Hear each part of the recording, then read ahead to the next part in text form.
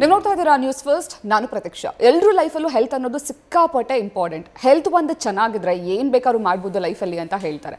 ಆದರೆ ಇತ್ತೀಚೆಗೆ ಹೆಲ್ತ್ ಸಮಸ್ಯೆಗಳು, ಹೊಸ ಹೆಲ್ತ್ ಸಮಸ್ಯೆಗಳು ಸಿಕ್ಕಾಪಟ್ಟೆ ಇದೆ. ಅಂತಹ ಆರೋಗ್ಯ ಸಮಸ್ಯೆಗಳ ಬಗ್ಗೆ ನಿಮಗೆ ತಿಳಿಸ್ಕೊಡುವಂತಹ ವಿಶೇಷ ಕಾರ್ಯಕ್ರಮವೇ ಹೆಲ್ತ್ ಸೆಂಟರ್.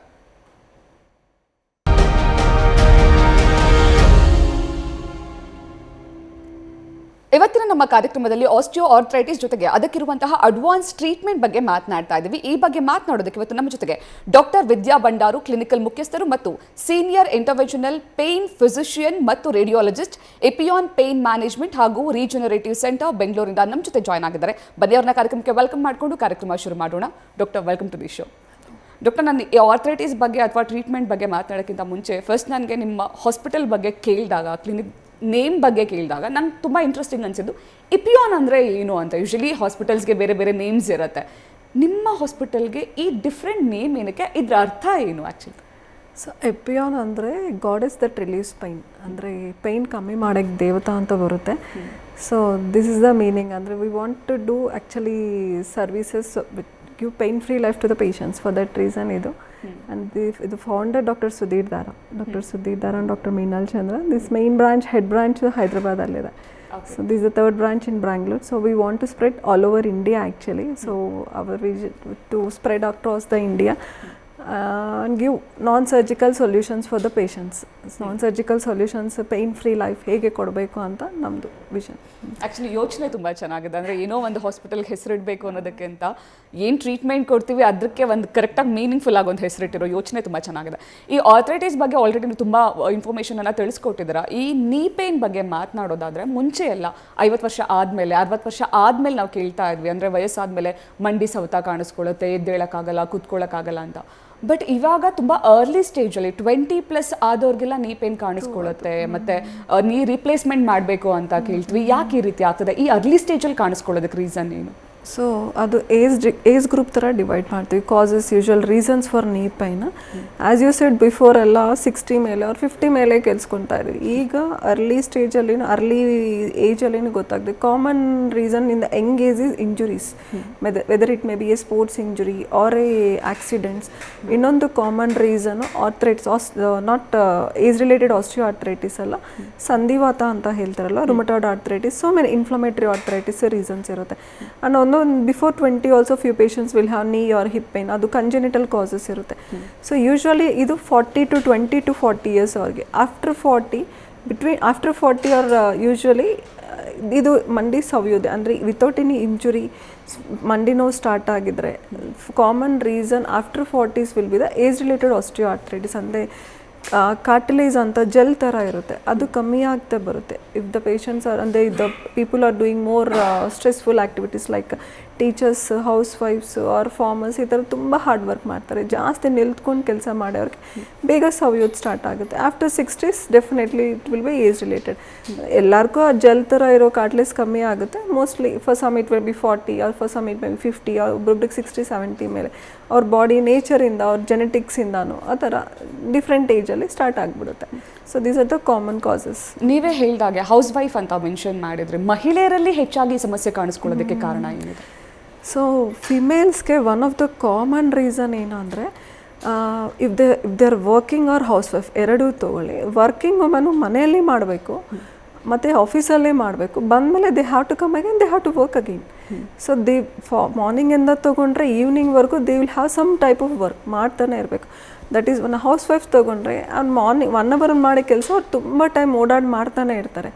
ಸೊ ಇದು one of the reason, because they strain, ಅಂದರೆ ತುಂಬ ಕೆಲಸದಿಂದ ಒಂದು. ಆ್ಯಂಡ್ ಆಫ್ಟರ್ 45 ಆರ್ 50 ಇಯರ್ಸ್ ಮೆನೋಪೋಸಿಂದ ಅವ್ರಿಗೆ hormones, because of lack of hormones, muscles, bones ಎಲ್ಲ ವೀಕ್ ಆಗಿಬಿಡುತ್ತೆ. So when the muscles and bones weak ಆದಮೇಲೆ the effect or stress will be more for the knee joints. Not only knee common, but ಬೇರೆ hip joint or ankle, weight bearing joints ಎಲ್ಲ effect ಆಗಿಬಿಡುತ್ತೆ, even Spain also. So because of after menopause they are more prone for osteoarthritis rather than male ತೊಗೊಂಡ್ರೆ 60-70ವರೆಗೂ ಚೆನ್ನಾಗಿ ಇರ್ತಾರೆ. After 60 they starts. ಅವ್ರಿಗೇನಂದರೆ ಮನೆಯಲ್ಲಿ ಸ್ವಲ್ಪ ಏನಾದರೂ they have little work at home, office ಹೋದ್ಮೇಲೆ ಮಾಡಬೇಕು. And after 60 they will get retired, they will not do anything after 60. But ladies ಆ ಥರ ಅಲ್ಲ, ಆಫ್ಟರ್ 60 ಇನ್ನೂ ವರ್ಕ್ ಜಾಸ್ತಿ ಆಗುತ್ತೆ. They have to take care of the grand children, ಇನ್ನು ಬೇರೆ ಬೇರೆ so usually commonly one of the main reason is menopause and the work what they do. So this a common reason ಮಹಿಳೆಯರಿಗೆ ಜಾಸ್ತಿ ಇರುತ್ತೆ. ಈ ನೀ ರಿಪ್ಲೇಸ್ಮೆಂಟ್ ಅನ್ನುವಂಥದ್ದು ಕೇಳಿದ ತಕ್ಷಣ ಒಂದು ರೀತಿ ಒಂದಷ್ಟು ಜನಕ್ಕೆ ಭಯ ಆಗುತ್ತೆ. ಸರ್ಜಿಕಲ್ ನೀ ರಿಪ್ಲೇಸ್ಮೆಂಟ್ ಅಂತ ಕೇಳಿದ್ರು, ಅಯ್ಯೋ ಹೇಗೆ ಟ್ರೀಟ್ಮೆಂಟ್ ಹೇಗೆ, ಆ್ಯಂಡ್ ಮೋರೋವರ್ ತುಂಬ ಕಾಸ್ಟ್ಲಿ ಇರ್ಬೋದೇನೋ, ಅಥವಾ ರಿಪ್ಲೇಸ್ಮೆಂಟ್ ಮಾಡಿಸ್ಕೊಂಡ್ಮೇಲೆ ಹೇಗೆ ಅಂತ. ಸೊ ಈ ಸರ್ಜಿಕಲ್ ನೀ ರಿಪ್ಲೇಸ್ಮೆಂಟ್ಗೆ ಇವಾಗ ಅಡ್ವಾನ್ಸ್ ಟ್ರೀಟ್ಮೆಂಟ್ ಏನಾದರೂ ಇದೆಯಾ? ಸೊ ಟ್ರೀಟ್ಮೆಂಟ್ಸ್ ಈ I am talking mainly about the osteoarthritis. So osteoarthritis ತೊಗೊಂಡ್ರೆ ಸ್ಟಾರ್ಟಿಂಗ್ ಎಲ್ಲರೂ ಅಂದರೆ ಅರ್ಲಿ ಸ್ಟೇಜಲ್ಲಿ they will not have much pain. ಅವ್ರ ವಾಕಿಂಗೇನು ಪ್ರಾಬ್ಲಮ್ ಇರಲ್ಲ, they will have only discomfort while climbing steps ಹತ್ತುವಾಗ, ಇಲ್ಲ ಅಂದರೆ ಕೆಳಗೆ ಕೂತ್ಕೊಂಡು ಎದೆಲೆವಾಗ ಸ್ವಲ್ಪ ಡಿಸ್ಕಂಫರ್ಟ್ ಬರುತ್ತೆ. And most of the patient ಈ ಟೈಮಲ್ಲಿ they will not take care, ಅಂದರೆ ಇದು ಸ್ವಲ್ಪ ಏಜ್ ಆಗಿದೆ, ನೋವು ಬರ್ತಾ ಇದೆ ಮಂಡಿಯಲ್ಲಿ ಅಂತ ಅದು ನೆಗ್ಲೆಕ್ಟ್ ಮಾಡ್ತಾರೆ. ಆ್ಯಂಡ್ ತುಂಬ pain when they enter the stage 3 only ಅವ್ರು ತುಂಬ ಪೇಯ್ನ್, ನಡೆಯೋಕ್ಕೆ ಕಷ್ಟ ಆಗುತ್ತೆ, ಸ್ವೆಲ್ಲಿಂಗ್ ಎಲ್ಲ ಅದು ಊತ ಬರುತ್ತೆ ಈ ಥರ. ಸೊ ಅವಾಗ ಏನು ಮಾಡ್ತಾರೆ, so many people when they go for ortho they will tell to do physio, ಸ್ವಲ್ಪ ಪೇನ್ ಕಿಲ್ಲರ್ಸ್ ತೊಗೊಳ್ಳಿ ಮ್ಯಾನೇಜ್ ಮಾಡಿ, this not stage for surgery ಅಂತ.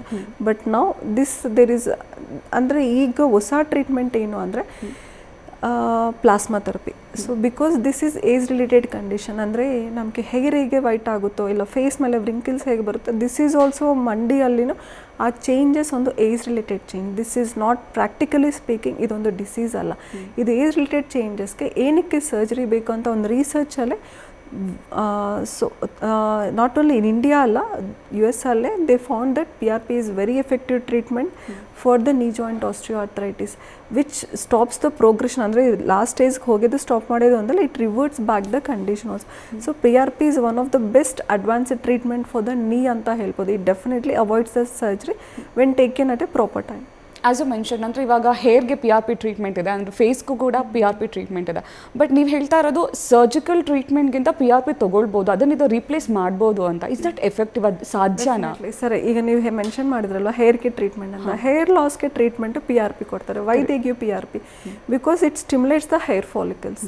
ಆ ಹೇರ್ ಫಾಲಿಕಲ್ಸ್, ಹೇರ್ ಲಾಸ್ ಆಗಿರೋ ಹೇರ್ ಫಾಲಿಕಲ್ಸ್ ಸ್ಟಿಮ್ಯುಲೇಟ್ ಮಾಡಿಬಿಟ್ಟು ಅಲ್ಲಿ ಗ್ರೋ ಆಗುತ್ತೆ. So that is the concept. ಇಲ್ಲಿ ನೀಯಲ್ಲಿನೂ ಅದೇ ಕಾನ್ಸೆಪ್ಟ್, ಅಂದರೆ ಏನೇನು ಡ್ಯಾಮೇಜ್ ಆಗಿದೆ ಪ್ಲೇಟ್ಲೆಟ್ಸ್ PRPಯಲ್ಲಿ ಪ್ಲೇಟ್ಲೆಟ್ಸ್ ಅಂತ ಸ್ಮಾಲ್ ಬ್ಲಡ್ ಸೆಲ್ಸ್ ಇರುತ್ತೆ. These platelets will have natural healing capacity. So ಈ natural healing function V uses to repair the damage in the knee joint. So ಫಸ್ಟಲ್ಲಿ ನಮ್ಮ ಹತ್ರ ಬಂದರೆ we screen the joint, first ಒಂದು ultrasound ಮಾಡಿಕೊಂಡು ಏನು damage ಆಗಿದೆ, ಇದು it a cartilage or menisci ligaments ಆ ಥರ ಏನು ಡ್ಯಾಮೇಜ್ ಇದೆ ಅಂತ ನೋಡ್ಕೊತೀವಿ. ಸೊ ನೋಡಿದರೆ ಇದು ಕಾರ್ಟಿಲೇಜ್ ಬ್ಲೂ ಕಲರ್ ಇರೋದು, ಇದು ಡ್ಯಾಮೇಜ್ ಆಗಿದೆ, ಇಲ್ಲ ಮೆನಿಸ್ಕೈ ಡ್ಯಾಮೇಜ್ ಆಗಿದೆ, ಲಿಗಮೆಂಟ್ಸ್ ಡ್ಯಾಮೇಜ್ ಆಗಿದೆಯಾ, ಇದು ಫಸ್ಟ್ ಡಯಾಗ್ನೋಸ್ ಮಾಡಬೇಕು. Diagnosis important. Based on the diagnosis V treat with PRP. So usually ಅದು ನಾವು ಏನು ಡ್ಯಾಮೇಜ್ ಇದೆ ಅಂತ ಗೊತ್ತಾದರೆ ಅದಕ್ಕೆ PRP ಕೊಟ್ಟರೆ that PRP will repairs the damaged part inside the knee. So this is the concept of PRP, and correct the just now I said if it is taken in the correct stage definitely we can avoid surgery, and this can be given in almost all stages of ಮತ್ತು ಈ PRP treatment ತೊಗೊಳ್ಳೋದಕ್ಕೆ precautionary measures ಏನಾದರೂ ಇದೆಯಾ? ಅಂದರೆ PRP ಅಂದ ತಕ್ಷಣ ಇವಾಗ ಬಂದಷ್ಟು ಜನಕ್ಕೆ ಇನ್ನೂ ಕೂಡ PRP ಟ್ರೀಟ್ಮೆಂಟ್ ಬಗ್ಗೆ ಅಷ್ಟು ಐಡಿಯಾ ಇಲ್ಲ. ಸೊ ಇಲ್ಲದೆ ಇರೋದ್ರಿಂದ ಕೆಲವೊಬ್ರು ಹೇಗಪ್ಪ ಏನು ಅಂತ ಭಯ ಇರುತ್ತೆ. ಸೊ PRP ಟ್ರೀಟ್ಮೆಂಟ್ ತೊಗೊಳ್ಳೋದಕ್ಕೆ ಭಯ ಪಡೋ ಅವಶ್ಯಕತೆ ಏನಾದರೂ ಇದೆಯಾ? 100% no. Because PRP where we take ಅನ್ನೋದು ಇಂಪಾರ್ಟೆಂಟ್. ಅಂದರೆ ಪೇಷಂಟ್ ಬ್ಲಡ್ಡಿಂದಾನೇ ಆ ಪ್ಲೇಟ್ಲೆಟ್ಸ್ ಎಕ್ಸ್ಟ್ರಾಕ್ಟ್ ಮಾಡಿಬಿಟ್ಟು ಗ್ರೋತ್ ಫ್ಯಾಕ್ಟರ್ ಕಾನ್ಸಂಟ್ರೇಟ್ ತೆಗೆದ್ಬಿಟ್ಟು we give again on the same day to the patient. So there is no medicine use, no chemical use. So 100% safest patient, ಭಯ ಏನೂ ಇಲ್ಲ. And 100% no complications. ಅವ್ರಿಗೆ ಬೇಕಂದ್ರೂ ಅವ್ರ ಕಾಂಪ್ಲಿಕೇಶನ್ಸ್ ಏನೂ ಬರಲ್ಲ. 100% ಸೇಫ್ ಇದು. ಆ್ಯಂಡ್ ಒಂದು ಇನ್ನೊಂದೇನು ಕಾಂಪ್ಲಿಕೇಶನ್ಸ್ ಏನಾದರೂ ಇದ್ರೆ ಅಂದರೆ there is no harm to the patient. Usually diabetics ಇದ್ರೂ ಇಲ್ಲ BP or heart stroke or brain stroke condition ಇದ್ರೂ ಈ PRP ಕೊಡ್ಬೋದು. Only few conditions where there is some problem like infection or cancer. Infection in the joint where we are treating, ಆ ಜಾಯಿಂಟಲ್ಲಿ infection ಇದ್ರೆ, cancer ಇದ್ರೆ, ಇಲ್ಲ ಪ್ಲೇಟ್ಲೆಟ್ಸೇ problem ಇದ್ರೆ ಬಿಟ್ಟು ಬೇರೆ ಎಲ್ಲ ಕಂಡೀಷನ್ಸಲ್ಲಿ ಈ PRP ಕೊಡ್ಬೋದು. ಆ್ಯಂಡ್ ಈಗ ರುಮಟೈಡ್ ಆರ್ಥರೈಟಿಸ್ಗೆ ಇರೋರ್ಗೂ ಕೂಡ ಜಾಯಿಂಟ್ಸ್ ಪೇನ್ ಕಾಮನ್, ಅದು ಜಾಯಿಂಟ್ಸ್ ಪೇನ್ ಇದ್ದೇ ಇರುತ್ತೆ. ಸೊ ಅಂಥವರು ಕೂಡ PRP ಟ್ರೀಟ್ಮೆಂಟ್ ಅನ್ನು ತಗೊಳ್ಬೋದು ಅಥವಾ ಪರ್ಟಿಕ್ಯುಲರ್ ಆಗಿ ಇಂಥ ಕೇಸಸಲ್ಲಿ ಮಾತ್ರ PRP ಟ್ರೀಟ್ಮೆಂಟ್ ಅಂತ ಇದೆಯಾ? No, commonly what we do is knee ಆಸ್ಟಿಯೋಆರ್ಥರೈಟಿಸ್ಗೆ ಕೊಡ್ತೀವಿ.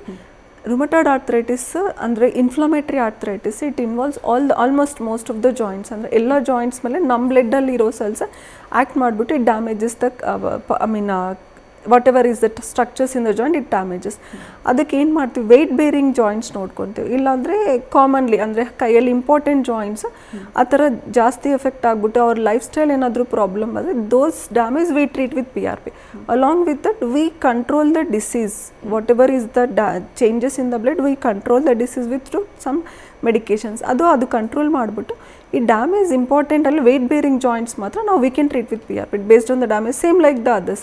ಬಟ್ ಏನಂದರೆ ಇವ್ರಿಗೆ ಎಕ್ಸ್ಟ್ರಾ ಮೆಡಿಕೇಶನ್ಸ್ ಒಂದು ಆ್ಯಡ್ ಆಗುತ್ತೆ. ಡೆಫಿನೆಟ್ಲಿ ಈ PRP will have anti inflammatory function ಅಂತಿರುತ್ತೆ. ಸೊ ಇನ್ಫ್ಲಮೇಷನ್ನು ಈ PRP ಕಮ್ಮಿ ಮಾಡುತ್ತೆ. That also will be benefit for the patients. So many rheumatoid arthritis ಯಂಗ್ಸ್ಟರ್ಸ್ಗೆ, ಅವ್ರಿಗೆ youngsters they can go for surgery and ತುಂಬ ಟ್ಯಾಬ್ಲೆಟ್ಸ್ ಯೂಸ್ ಮಾಡಿಬಿಟ್ಟು ಆದ್ರೂ ನೋವು ಕಮ್ಮಿ ಆಗಿಲ್ಲ ಅಂದ್ರೆ they will suffer a lot. This is a gift, ಅದು ಸ್ಪೋರ್ಟ್ಸ್ ಇಂಜುರೀಸ್ ಅವ್ರಿಗೆ this is a wonderful gift for the patient actually. ಅದನ್ನೇ ಕೇಳೋಕ್ಕೆ ಅಂತ ಅಂದ್ಕೊಂಡೆ. ಅಂದರೆ ಆಸ್ಟಿಯೋ ಆರ್ಥ್ರೈಟಿಸ್ ಇರುವಂಥವ್ರು ಮಾತ್ರ PRP ಟ್ರೀಟ್ಮೆಂಟ್ ತೊಗೊಳ್ಬೋದು ಅಥವಾ ಸ್ಪೋರ್ಟ್ಸ್ ಇಂಜುರೀಸ್ ಆಗಿರ್ಬೋದು ಅಥವಾ other injuries any injury.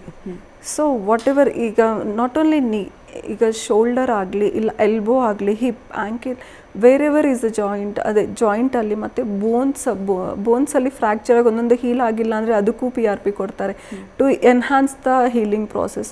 And ಇನ್ನೊಂದು ಮಸಲ್ಸ್ ಪಕ್ಕದಲ್ಲಿ tendons or any other soft tissue structures ಇದು ಕರೆಕ್ಟಾಗಿ ನಾವು ಡಯಾಗ್ನೋಸ್ ಮಾಡಿಬಿಟ್ಟು and based on the gap we tear ಅವ್ರು ಏನಾದ್ರು ಎಷ್ಟು ಟೇರ್ ಇದೆಯಾ ಅಂತ ಕಂಪ್ಲೀಟ್ ಟೇರ್ ಲಾಸ್ಟ್ ಒಂದೊಂದು ಕಂಡೀಷನ್ಗೆ ಸರ್ಜರಿ ಮಾಡಲೇಬೇಕು. But almost 3/4 of the sports injuries we can treat definitely with the PRP and after that rehabilitation ಅಂತ ಇರುತ್ತೆ.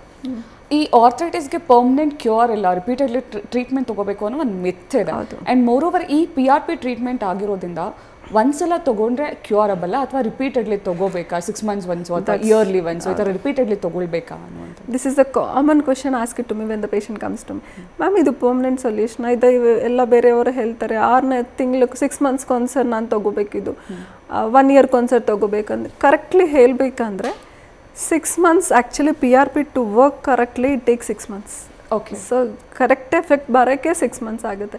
Then how can we need to take after 6 months? ಬೇಕೇ ಆಗಿಲ್ಲ. And first of all we should stage the disease based on the cartilage thickness. Once ನಾವೇನು ನೋಡ್ತೀವಿ X ray ಅಲ್ಲಿ just we see how much it's reduce, but we take the cartilage thickness. ಈ weight bearing area ಅಲ್ಲಿ cartilage ಎಷ್ಟಿದೆಯಾ ಅಂತ ನೋಡ್ಕೊಂಡು based on that we decide how many sittings they need. ಆ sittings ಮೇಲೆ depend ಆಗುತ್ತೆ. ಈಗ 3rd ಸ್ಟೇಜಲ್ಲಿ ಇರೋರಿಗೆ ಒಂದೇ ಸಿಟ್ಟಿಂಗ್ ಮಾಡಿದ್ರೆ it will not hit completely, ಮತ್ತೆ ಅದು ರಿಪೀಟ್ ಮಾಡಬೇಕಾಗುತ್ತೆ.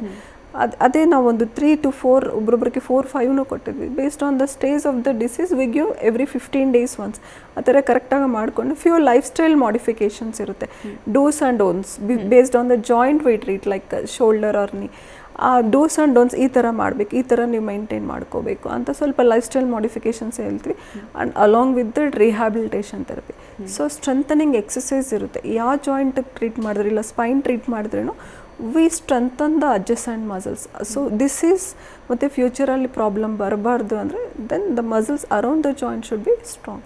ಸೊ ಸ್ಟ್ರೆಂಥನಿಂಗ್ ರಿಹ್ಯಾಬಿಲಿಟೇಷನ್ ಒಂದು ಹೇಳ್ತೀವಿ. ಡೋಸ್ ಆ್ಯಂಡ್ ಡೋನ್ಸ್ ಈ ಥರ ಎಲ್ಲ ಮಾಡಿದರೆ ಯೂಶ್ವಲಿ ಪ್ರಾಬ್ಲಮ್ ಏನು ಬರಲ್ಲ. ಅಂದ್ ಮತ್ತೆ ಬಂದರೆ if they will get also we can treat with again the PRP treatment. Booster doses ಥರ ಕೊಡ್ತೀವಿ.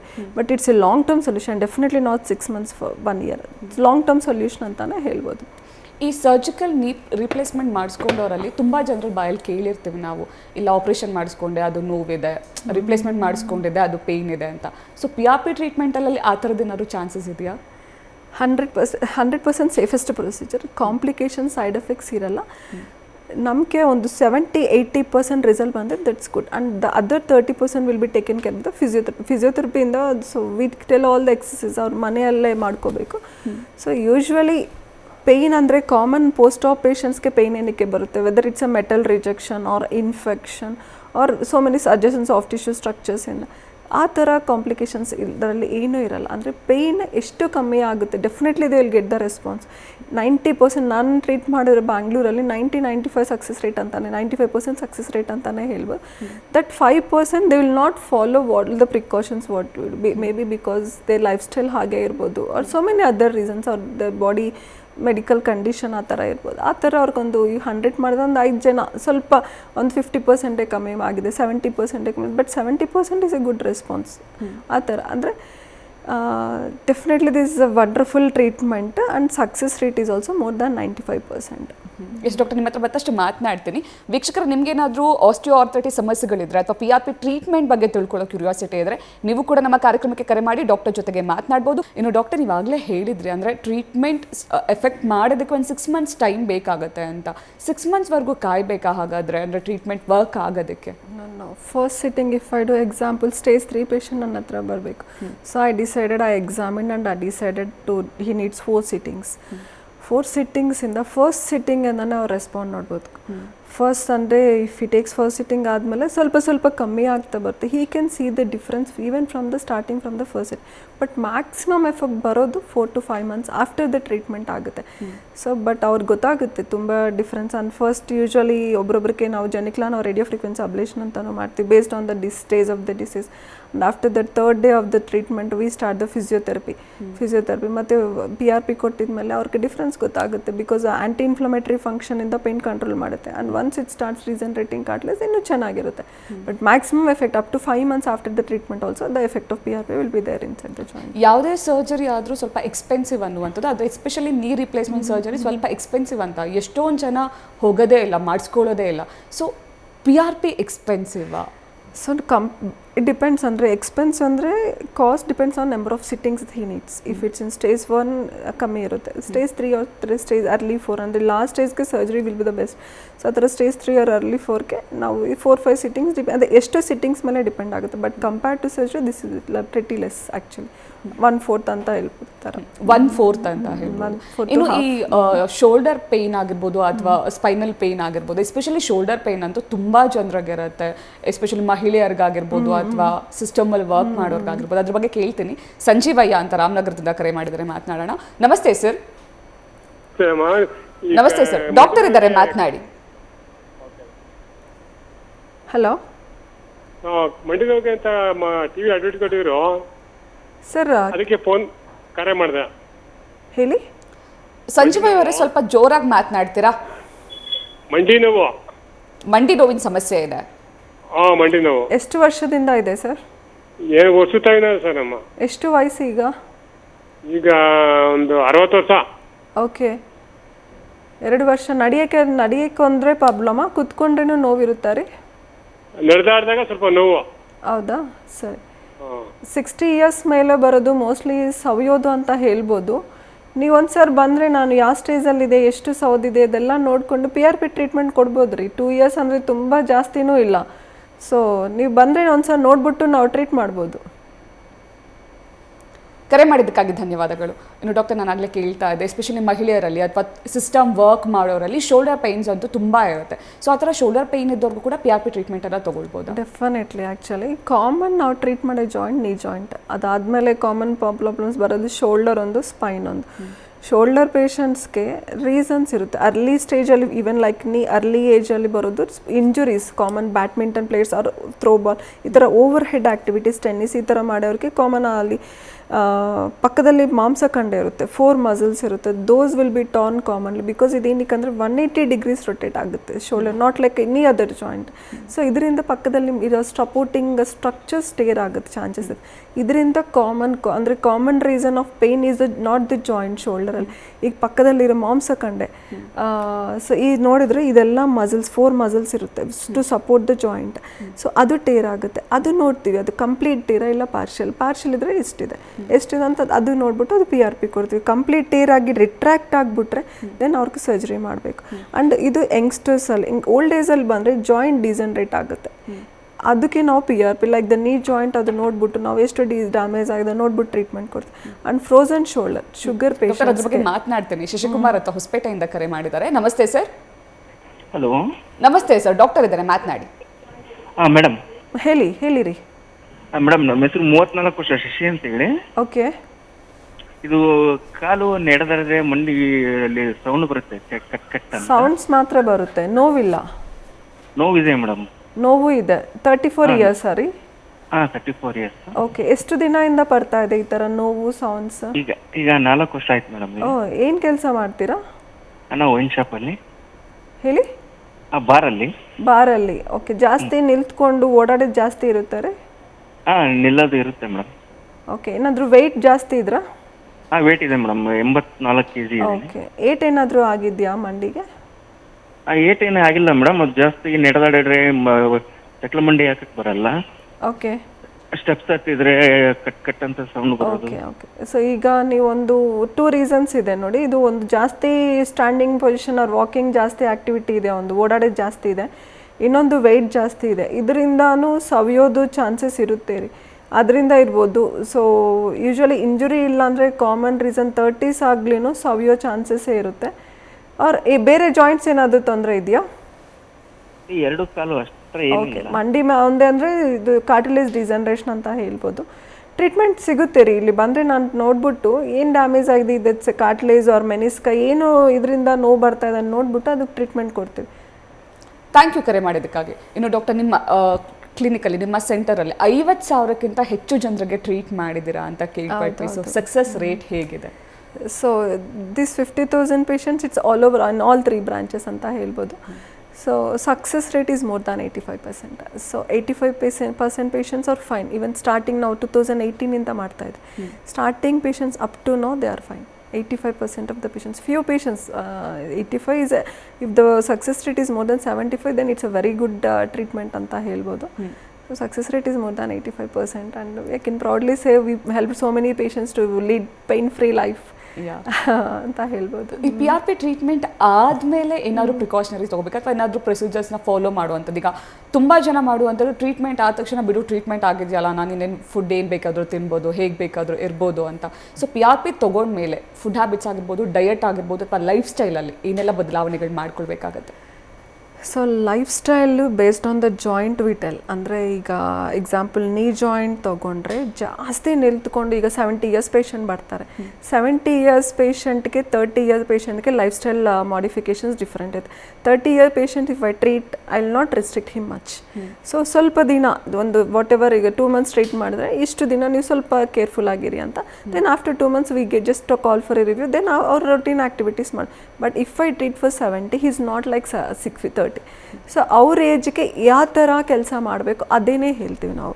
ಸೊ ತುಂಬ ಇಲ್ಲ ನಾನೆಲ್ಲ ಓಡಬೇಕು, ಆ ಕಡೆ ಹೋಗ್ಬೇಕು, ಐ ವಾಂಟ್ ಟು ರನ್ ಅಂದರೆ it's not possible for 70, because ಅದು ಮಾಡಿದ್ರೆ, ಜಾಸ್ತಿ ಮಾಡಿದ್ರೆ ಏನಾದರೂ few years again there is a chance of degeneration, ಮತ್ತು ತಿನ್ನಾಗೆ ಚಾನ್ಸಸ್ ಇರುತ್ತೆ. ಫಾರ್ ದೀಸ್ ರೀಸನ್ ಮೇಂಟೆನೆನ್ಸ್ ಹೀಗೆ ಮಾಡ್ಕೋಬೇಕು. So according to the age we tell the life style modifications and joint ಮೇಲೆ ಡಿಪೆಂಡ್ ಆಗುತ್ತೆ ಅದು. And food diet depends on their weight. So ತುಂಬ obese ಇದೆ ಅವ್ರಿಗೆ ವೆಯ್ಟ್ ಕಮ್ಮಿ ಮಾಡಲೇಬೇಕು. If I am treating knee or hip or ankle, weight bearing ಜಾಯಿಂಟ್ಸ್ಗೆಲ್ಲಾನು weight reduce ಮಾಡ್ತೀವಿ. According to that we give the diet chart. So this is a part of the treatment. Weight reduce ಆಗಬೇಕು. And normal weight ಇರೋವ್ರಿಗೆ ಜಾಸ್ತಿ restrictions ಇರಲ್ಲ. So ಸ್ವಲ್ಪ protein ಮಾತ್ರ ಜಾಸ್ತಿ ತೊಗೊಂಡಕ್ಕೆ ಹೇಳ್ತೀವಿ, because to build the muscle strength ನಾವು ಪ್ರೋಟೀನ್ ಡೈಟ್ ಕೊಡ್ತೀವಿ. ಆ್ಯಂಡ್ ಒಬ್ರೊಬ್ರಿಗೆ ಗೌಟಿ ಆರ್ಥರೈಟಿಸ್ ಬರ್ತಾರೆ, ಅವ್ರು ಟ್ರೀಟ್ ಮಾಡಿದ್ರೆ protein less diet, depending on the disease we treat and weight, ಮತ್ತು ನಾರ್ಮಲ್ ಈಗ ವೆಯ್ಟ್ ಮೇಲೆ ಆ್ಯಂಡ್ ಡಿಸೀಸ್ ಮೇಲೆ ಅದು ಡಿಪೆಂಡ್ ಆಗುತ್ತೆ. ಜಾಸ್ತಿ ನಾವು simple life style modifications easily they can follow, ಅವ್ರಿಗೇನು ಕಷ್ಟನೇ ಆಗಲ್ಲ. ಓಕೆ ಡಾಕ್ಟರ್, ಇವತ್ತು ನಮ್ಮ ಕಾರ್ಯಕ್ರಮಕ್ಕೆ ಬಂದು ಆಸ್ಟಿಯೋಆರ್ಥರೈಟಿಸ್ ಬಗ್ಗೆ ಜೊತೆಗೆ PRP ಟ್ರೀಟ್ಮೆಂಟ್ ಬಗ್ಗೆ ಸಾಕಷ್ಟು ಇನ್ಫಾರ್ಮೇಷನ್ ತಿಳಿಸ್ಕೊಟ್ಟಿದ್ದಕ್ಕೆ thank you so much. Welcome. Yes ವೀಕ್ಷಕರೇ, ನಿಮಗೂ ಕೂಡ ಆಸ್ಟಿಯೋಆರ್ಥರೈಟಿಸ್ ಸಮಸ್ಯೆಗಳಿದ್ದಲ್ಲಿ ಅಥವಾ PRP ಟ್ರೀಟ್ಮೆಂಟ್ ತೊಗೊಳ್ಬೇಕು ಅನ್ನುವಂಥದ್ದಾಗಿರಲಿ, ನೀವು ಕೂಡ ಇಪಿಯಾನ್ ಸೆಂಟರನ್ನು ಭೇಟಿ ಕೊಟ್ಟು ನೀವು ಟ್ರೀಟ್ಮೆಂಟನ್ನು ತೊಗೊಳ್ಬಹುದು. Epione pain management and regenerative centre ಎಲ್ಲಿದೆ ಮತ್ತು ಅಡ್ರೆಸ್ಸನ್ನು ನಾನು ಹೇಳ್ತೀನಿ, ನೋಟ್ ಮಾಡ್ಕೊಳ್ಳಿ. House number 946, 21st main road, Banashankari, 2nd stage, Bangalore 560070. Phone ನಂಬರನ್ನು ನೋಟ್ ಮಾಡ್ಕೊಳ್ಳಿ, 9063116311, 6361229911. ಇದಾಗುತ್ತೆ ಹೊತ್ತಿನ ಹೆಲ್ತ್ ಸೆಂಟರ್ ವಿಶೇಷ. ಕ್ಷಣ ಕ್ಷಣದ ಮಾಹಿತಿಗಾಗಿ ನೋಡ್ತಾರೆ ನ್ಯೂಸ್ ಫಸ್ಟ್, ನಿರ್ಭೀತಿಯಿಂದ ನಿಮ್ಮ ಪರವಾಗಿ.